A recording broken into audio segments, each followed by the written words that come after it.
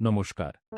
আজ আমরা জানব এমন একজন ব্যক্তিত্বের কথা যিনি স্বাধীন ভারতের রাজনীতি, শিক্ষা ও জাতীয় চিন্তাধারায় গভীর প্রভাব ফেলেছিলেন। তিনি হলেন ডক্টর শ্যামাপ্রসাদ মুখার্জি। একদিকে তিনি ছিলেন একজন শিক্ষাবিদ, অন্যদিকে একজন রাজনীতিবিদ।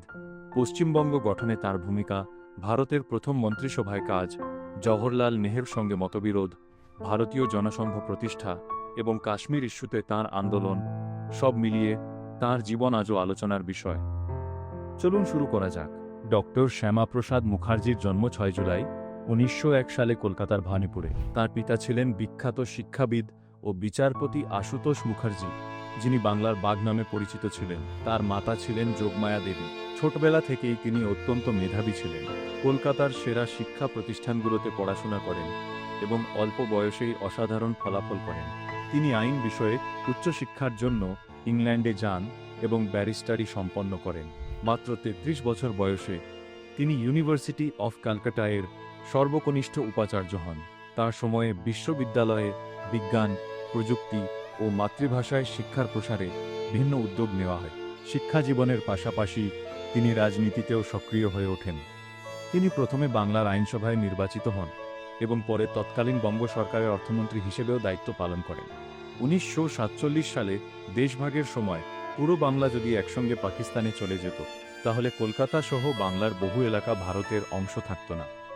ডক্টর শ্যামাপ্রসাদ মুখার্জি যুক্তি দেন যে হিন্দু অধ্যুষিত পশ্চিমাঞ্চল ভারতের অন্তর্ভুক্ত হওয়া উচিত। তিনি বিভিন্ন রাজনৈতিক নেতা, সংগঠন এবং সাধারণ মানুষের সমর্থন সংগঠিত করেন।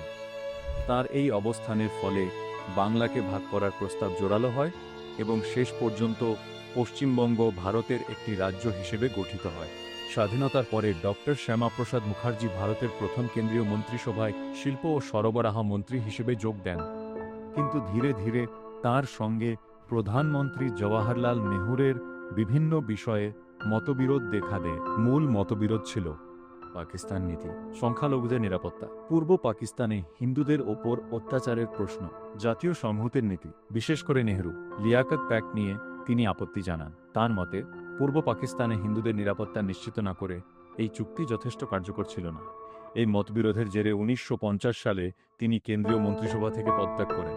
1951 সালে ডক্টর শ্যামাপ্রসাদ মুখার্জি প্রতিষ্ঠা করেন ভারতীয় জনসংঘ।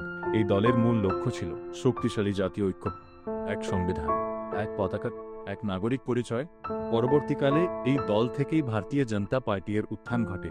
ডক্টর শ্যামাপ্রসাদ মুখার্জির জীবনের সবচেয়ে আলোচিত অধ্যায় হল কাশ্মীর।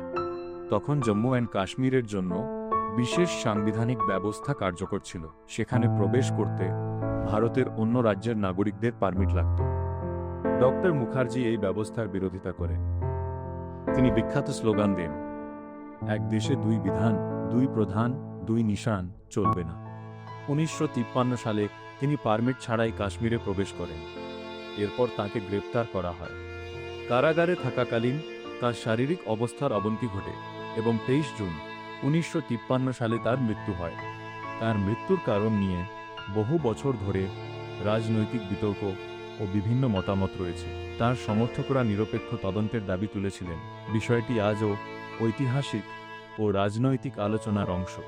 ডক্টর শ্যামাপ্রসাদ মুখার্জি ছিলেন একজন বিশিষ্ট শিক্ষাবিদ, রাজনীতিবিদ ও জাতীয় নেতা।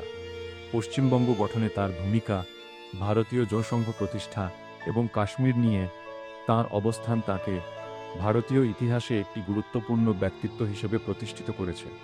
ডক্টর শ্যামাপ্রসাদ মুখার্জির জন্মবার্ষিকীতে তার পবিত্র স্মৃতির প্রতি জানাই বিনম্র শ্রদ্ধা ও প্রণাম। দেশ, সমাজ ও শিক্ষাক্ষেত্রে তার অবদান চিরস্মরণীয়। তার আদর্শ আমাদের সকলকে অনুপ্রাণিত করুক। ভিডিওটি ভালো লাগলে লাইক করুন, চ্যানেলটি সাবস্ক্রাইব করুন এবং এমন আরও বিষয় জানতে আমাদের সঙ্গে থাকুন।